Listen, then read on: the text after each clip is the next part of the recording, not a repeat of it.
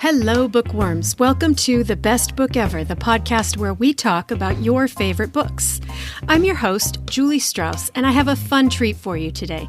Two guests, Kyathi Thakur and Daman Tiwana from the Brown Girls Read podcast. Kyathi and Daman are two friends who were raised in India and came to the U.S. for their master's programs. They discovered they have similar taste in books and love to discuss the cultural differences between India and the United States. This realization led them to start a podcast where they discuss one book in each episode and examine what they each like and relate to. Brown Girls Read is one of my favorite bookish podcasts, and I thought it would be really fun to get the co-hosts here together. From listening to them, I already knew they have a great rapport, and I was really curious to know if they would choose the same book. As it turned out, they chose different books, but both of them chose nonfiction. I know you're going to enjoy hearing why Kyathi and Daman think that Big Magic by Elizabeth Gilbert and Lean In by Sheryl Sandberg are the best books ever. Our indie bookstore spotlight of the week is Leigh's favorite books in beautiful Sunnyvale, California. Leigh's was founded in 2004 with a modest selection of new and used books, and they've since grown to 40,000 titles. They've also expanded their popular children's section to a separate store called Bookasaurus right next door. Leigh's is one of the most popular book destinations in the San Francisco Bay Area, and like all indie bookstores, they will ship if you can't visit in person. So be sure to check them out online at leisbooks.com, leightsbooks.com. As always, this is not a paid ad or sponsorship. I just want to remind you to spend your money at the indie bookshops we love so much. All of the book links in my show notes point to an independent bookstore. Please consider doing your holiday shopping at a store that is run by real book people and not one that is run by algorithms. Now, back to the show. Hi, Kyathi and Daman. Welcome to the Best Book Ever podcast. Thank you, Julie. We are so happy to be here. Thanks, Julie. We are so excited to discuss our favorite books with you. I'm so excited too, and this is a first. This is the first time I've had two guests, and I'm thrilled to be doing this in this format because of what you two do. Will you share a little bit with my listeners about how do you know each other? Let's start there. Okay, sure. So it's very interesting because both of us met through books, actually. So we met in a meetup first, and we were, we just connected and we just talked for a while. And then after that, the host of that meetup group, they decided to do a book club, and both of us were in it. But I think what brought us closer together was our love for the same kinds of books that we were reading, and also a lot of the people in that book club didn't want to read like longer books or big books. But then both of us were like, we don't understand why we love books so much. We can read anything, and that's how we started talking, and that's how we became friends. And how long were you friends? What led to forming the podcast? Because, it's really just difficult to kind of meet if you don't have a common, agenda or something like that. Because all of us are so busy in our lives, right? And then one day we met over drinks and dinner. And that's when, we were just talking about books and how much we love books. And then suddenly we just realized, okay, so let's just start a podcast on this, because our conversations are mostly oriented around culture, discussions, and the things that we read in the books. So, yeah, and we just loved the idea. And I think Daman came up with the name. Yeah, and I think I remember that happened very quickly, over one meeting. We didn't even get to the dinner, and we had already decided that, yes, we are doing this. We are doing this podcast. We're like, okay, we even have the name in 15 minutes. Uh-huh. And then within a month, I guess, we figured everything out and just, put our first episode out. So yeah. We didn't waste any time. You call it Brown Girls Read podcast, and your goal for that podcast is to read from the perspective of Indian American women who just love to read together. Yes. And because that's how we were always talking. We decided like, this is more authentic to us. Like trying to do anything else, trying to do summaries or review is just not us. This is what we do. We read books and then we relate to them. And then it also gives us a window to raise some issues which we think culturally need to be spoken about. So in a much fun, light platform, we actually do that too. I have to say, my favorite thing about your podcast is when you make each other laugh, because I think it's a really thoughtful podcast and I love listening to it. But my favorite part is when one of you says something that makes the other person giggle. It always makes me feel like I'm sort of listening in on like, they're kind of my best friends too, That's, and that's good to hear, because we initially used to be very nervous about her giggling. But then we're like, okay, we are not going to cut it out. It's going in. It is what it is. And it's very authentic because you can tell that you're actually friends. Tell me how it works. So who decides on the books? How do you assign your profile says monthly, but I was noticing that you seem to release more than that. I think COVID really changed that. Now we have right. more time to read, and then we are like, okay, we even forgot that we were monthly to begin with. We are like, okay, we finished with the book, let's just record, and then we finish reading the next one. And when it comes to assigning books, I don't think we follow a very strict process or anything. We find a book, we have a ongoing list. We'll just add books to that, and we just the only thing we try to do consciously is alternate between fiction and nonfiction, so that our listeners can have a mix of both. Do you have veto power? If one chooses something that the other one doesn't want to read, is the other one allowed to say, no, I'm not doing that? Or do you try to challenge each other? I think we can absolutely do that, but we haven't done that. Both of us are very open to reading all kinds of books. I think maybe horror would be something I would be like, okay, I'm not doing that. Yeah. But other than that, I think that's what's great about, this podcast. And like, that's what's great about this partnership or friendship, I would say, because our reading lists are so similar and we don't, shy away from reading anything else. But like Daman said, I also won't like horror books, yeah. I guess. So we will never have a conflict, right, Kyathi? Like, we don't like it. But has it happened where... So you both generally agree on the reading list. Has it happened where you read it and then got on the podcast and said, and one liked it and one didn't? I think there must have been one book that I didn't like that much. I think, and also behind the scenes, we probably also tell each other more than we probably let on the podcast. Because I personally feel like it's still someone's life's work. I don't want to trash anything, even if I didn't like it. So we don't generally do that. And also our discussions become more like, we translate into our experiences and culture. So it's not necessarily just about the book, whether it was good or bad. So we cherry pick things and make conversations around it. But yeah, there have been a few books where like, I don't remember who picked, but one of us picked and the other person was like, oh my God, I got bored midway. Like, it was hard to finish. So that has happened. I remember we did that Nora Ephron's book, right? Where there was so much we could not relate to. It was just like a different lifestyle. But that was also interesting in a way. Right. Yeah. When we get into the conversation, it suddenly becomes interesting. Like I was saying, like Wild, there's a book called Wild by Sheryl Sandberg. And I didn't relate to it because I don't do hiking. It's all about like, she went hiking alone. And I was like, I don't relate to this at all. But then when I got into the conversation with Daman, we just found out some things, that we could talk about. And it just became interesting.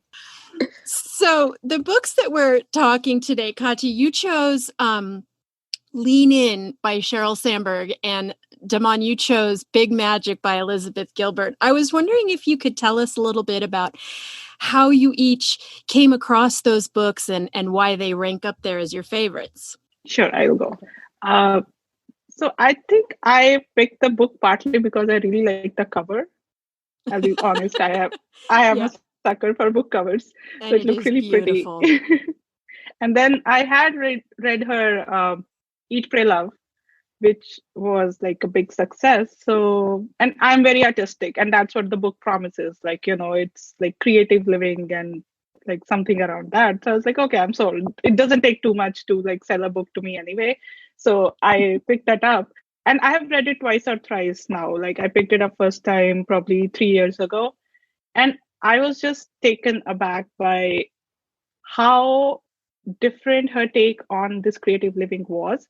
Because usually everywhere you hear this thing, or like, I think movies also propagate this a lot, that if you want to be a successful artist like Picasso or Van Gogh, you have to have like real sorrows in your life and like trauma in your life and, sadness, and that sadness gets translated into becoming art. And what she talks about in the book is like, it doesn't need to be that way. You can be a happy person and you use your imagination to create art. And I was like, yeah, that sounds better to me, because I cannot force myself to be a sad person.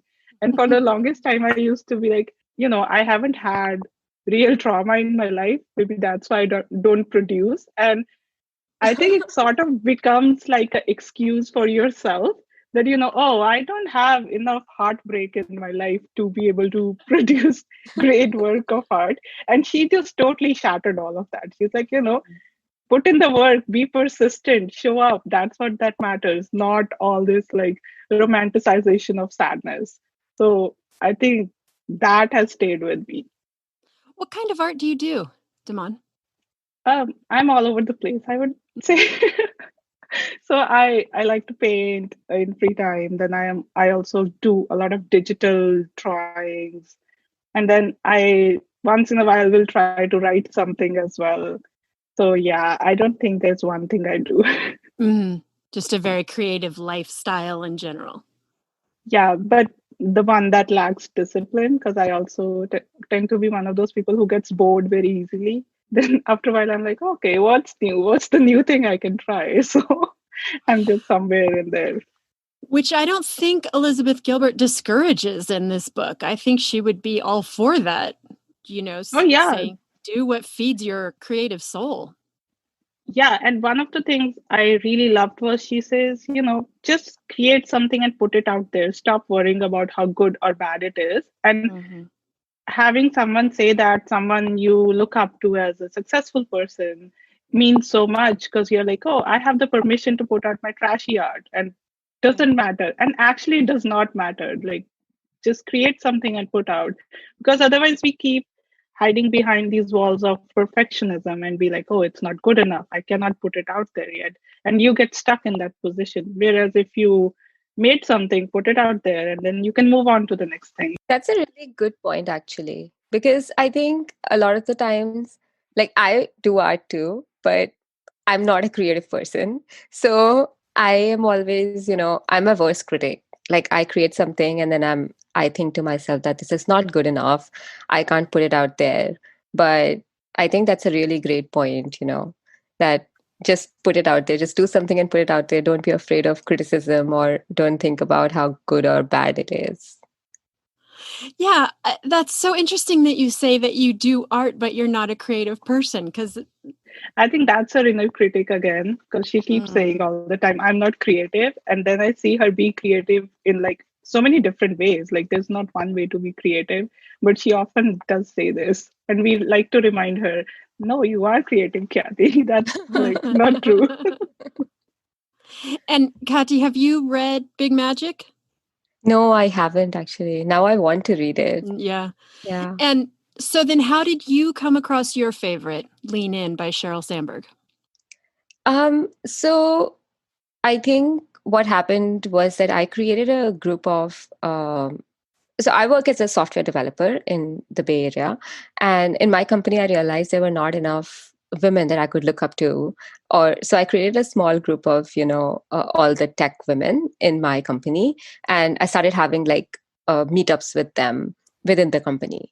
And one of the things that came up was that they wanted to read more books that resonated with them. So we collectively decided that we would pick up Lean In by Sheryl Sandberg. And that's how I read the book. But I think I loved it so much. I think I was probably the one of those people who loved the book more than, anyone else in that group.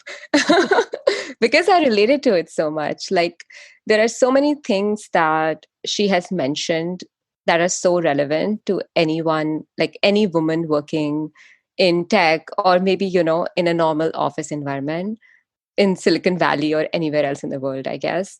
So, and there were so many practical points or practical advice in the book that I could take away. And I eventually find myself in every situation in my life going back to the book and, seeing what she said a lot of the times. So it has stayed with me. How did it affect you in your work life? Did it change things? Yeah, it did. So I think there's one of the things that she talks about is imposter syndrome, right? And everyone goes through it, I guess, more female than males in the workforce. And some of the advice that she gives for imposter syndrome is you have to kind of read it again and again to, get it inside of you that, yes, I am good enough. And what she says is totally true.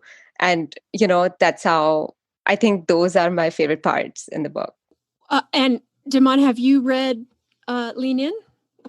No, it's been on my shelf forever. But I don't know. I think that's one thing where our tastes are slightly different. Like Kyathi is very much into like tech related books, and I'm like, sounds like homework to me. Let me just go find some fiction and read that.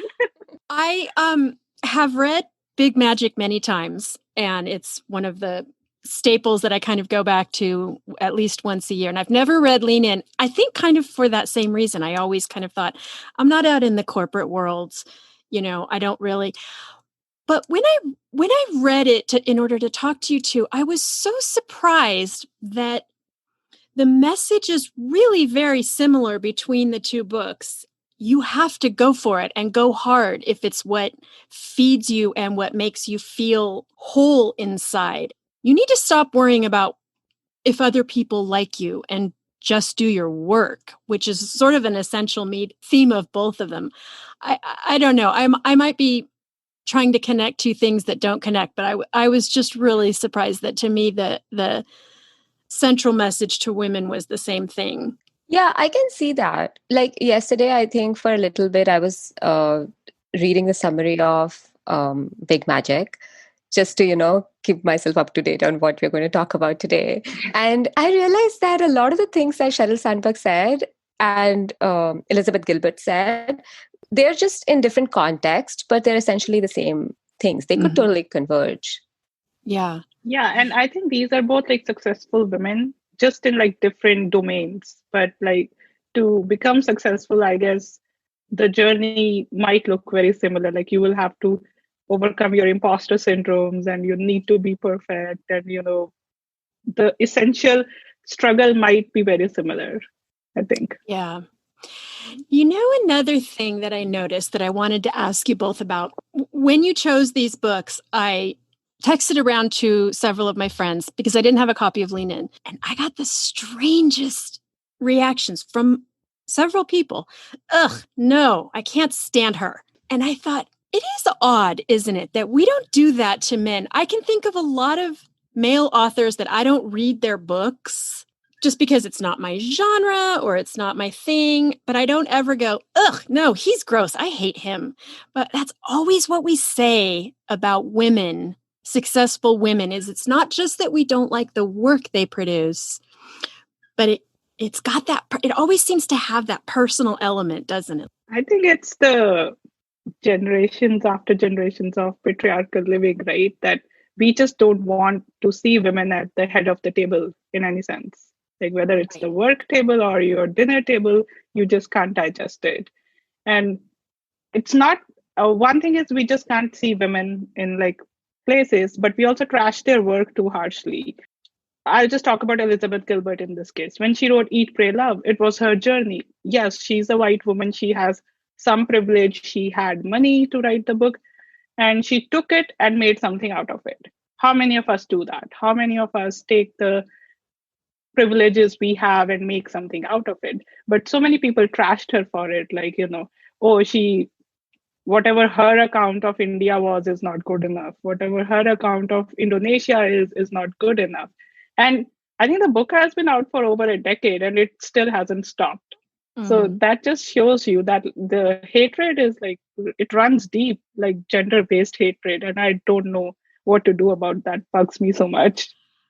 And I think one of the more surprising things to me is that a lot of the women themselves will put successful women down, right? And that is what baffles me. And I'm not saying that it's not like it's something that we don't do. Like I have had to like consciously, get away from this thinking of putting other women down because I mean, we are a product of the patriarchal society. We have been born and brought up in that. India is more patriarchal, I feel.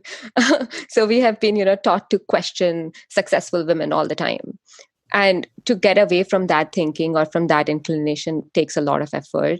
So, but yeah, you're right. Every time I talk about Sheryl Sandberg, just because there are not enough women in tech or in corporate world to look up to, I look up to her. But when I talk to other women or men about her, they always find some reason to, lash back. And then it just puts me off. I'm like, no, you can't do that. Because she has worked so hard to be there, more so than men, I guess. Like, the same men at her position, she might have worked like 100% more than them. So people don't see that for some reason. First of all, we don't have enough spaces for women to rise, especially in corporate. It's like totally a man's world, right? It's changing, but not fast enough.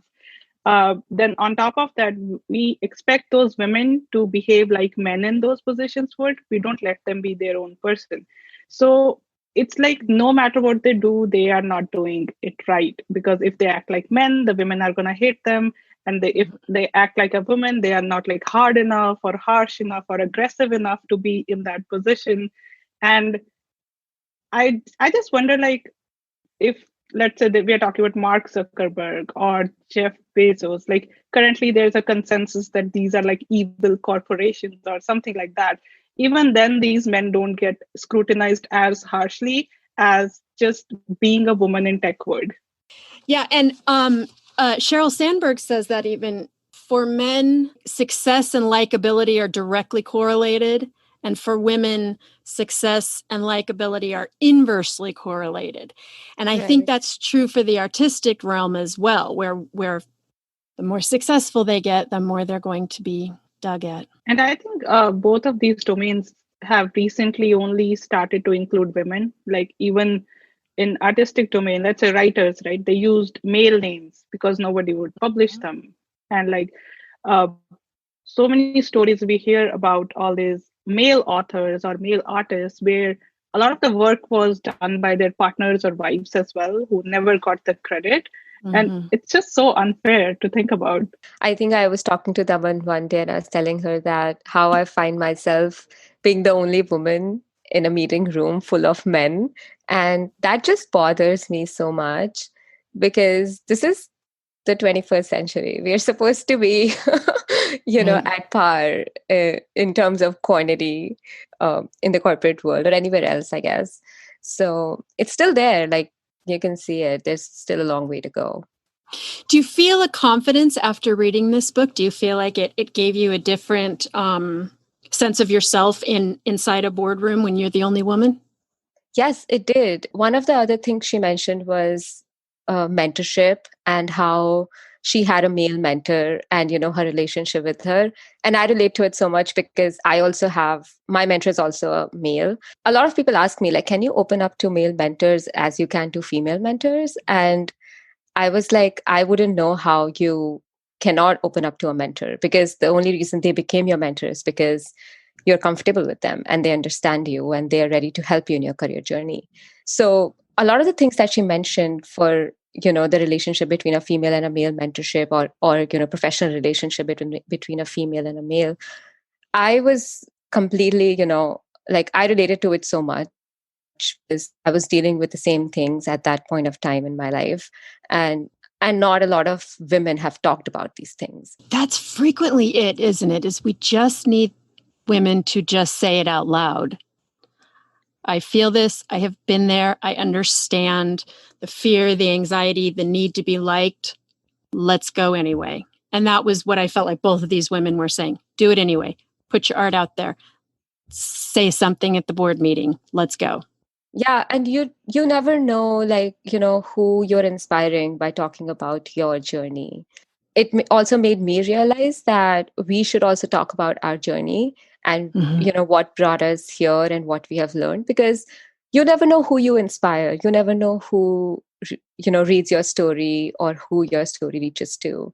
And there must be some woman in a remote part of India where she reads it and she's like, okay, like I can do this.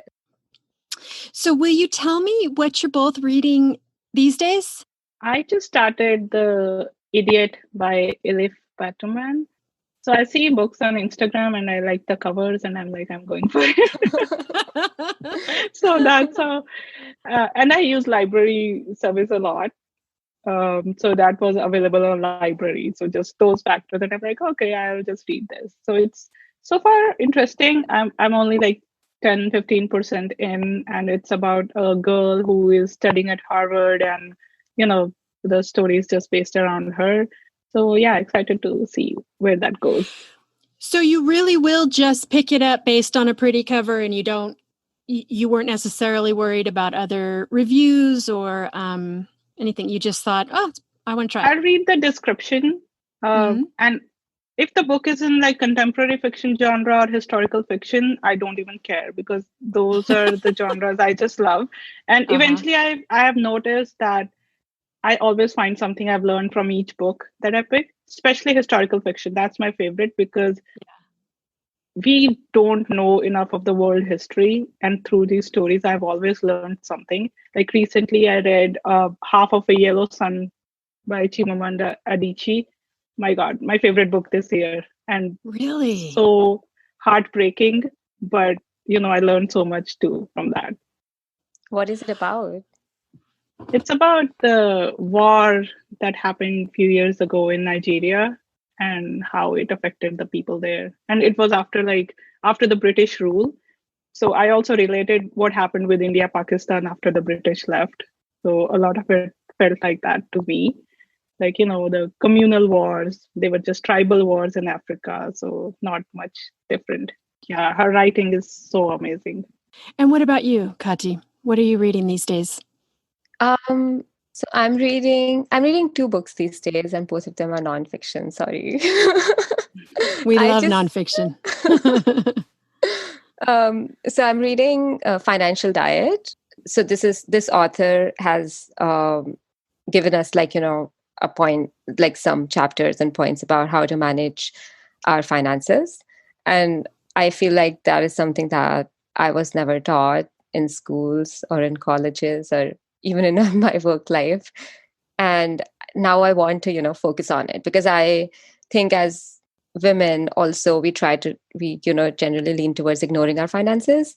And I want to learn how to manage it better. So that's one of the books that I'm reading. Then another one is called Start With Why by Simon Sinek. It's about how to bring or how to start a startup. So he's talking about that, how to find your why, how to find your passion. Do you read mostly nonfiction? Yeah, I do read mostly nonfiction. I think so. I go to Goodreads and I read the book's description, but I have been finding myself leaning towards nonfiction more than fiction. I don't know why, because when I was young, I used to read a lot of fiction. Like I used to just read fiction, but somehow something flipped, at some point. But I think thanks to the podcast and thanks to Daman, because of her, I'm reading, fiction as well. So right. What's been the biggest surprise in your reading life as you trade your books back and forth and choose books for the podcast? Has there been a book that surprised each of you where one of you said, I want you to try this, and the other one went, all right, I'll try it, and then you really loved it? Have either of you been surprised by the other person's choice? I don't know if it qualifies as a surprise, but remember when you were suggesting Ikigai, I was like, how are we going to even make a discussion around that book? Because that seems so, I hadn't read it, but it seemed very prescriptive, or these are the rules you follow for a good life. And I'm like, how does that translate to the brown girls read theme? But then I was like, okay, you're suggesting, let's do it. And I think it was a good episode still. So it's just the Japanese concept of like better living or longer life, something like that. I forgot think like the happier life. tagline of the book. Yeah. And you wound up liking the book? Yes, I like the book also, but more surprising to me was that we made a really good discussion out of it, which I did not think we would be able to for this book. Uh-huh. Yeah, I think that's what I like about discussing it with Daman, because then, even though I didn't like the book as much, it's kind of like we just somehow get conversation points out of it. And Kyathi, have you been surprised by any of the choices for your podcast yet? Or anything that Daman has recommended even privately? I think one of the books, like I said, Wild by Sheryl Sandberg, I didn't relate to it at all. But then once we started discussing it, it just, even if I am not a hiker and I have never hiked, it was just like we were just discussing it, and it became a really great conversation about, I think I say on the podcast too, like, I have never hiked in my life. And then Daman say, what? You have never? So, she's not just hiked. She has also never camped in her life. I mean, hiking, I understand, but like camping, I did not. You don't understand not camping? Yeah, because I love camping. You might not let me into your new reading meetup then, because I don't understand camping either. There are two. Oh, that's great. That makes two of us. When she goes off, we can just stay in an air-conditioned spot and read a book. Right. Well, ladies, I want to thank you so much for taking time to talk to me. It's been just charming talking to you. I knew it would be fun. I could already tell just by listening to you. Can you tell our listeners where they can go to find you? So you can find us on Instagram. That's where we have a good community of other brown girls and readers. And our Instagram handle is Brown Girls Read Pod. We are also on Twitter, Brown Girls Read One. We also have a Facebook page and a Facebook group as well, where, it's a closed group and people like to share their favorite books or what they're reading. We also recently just started our first book club in October, where we read Girls Burn Brighter by Shobha Rao. Excellent. Okay. Well, I want to thank you both so much for being with me today. It's been a real delight talking to you. It was really fun. Thank you for having us. Yeah, it was a really great discussion. Thank you. Thanks for listening, bookworms. For more information on this episode and links to everything we discussed, please go to our website, bestbookeverpodcast.com, or follow us on Instagram at bestbookeverpodcast. I'm your host, Julie Strauss, and you can find me everywhere as Julie Wrote a Book. If you enjoyed this podcast, please leave us a review on whatever podcatcher you use. Reviews really help our visibility to new listeners, and we are so grateful for everyone. If you want access to exclusive content, including extra interview time with our guests, advance notice of the books we're going to discuss, monthly curated book selections, and more, go to patreon.com/bestbookever. That's patreon.com/bestbookever to support us. Your financial support really helps with the expenses of running this podcast. Thanks for joining me today, and I will see you at the library.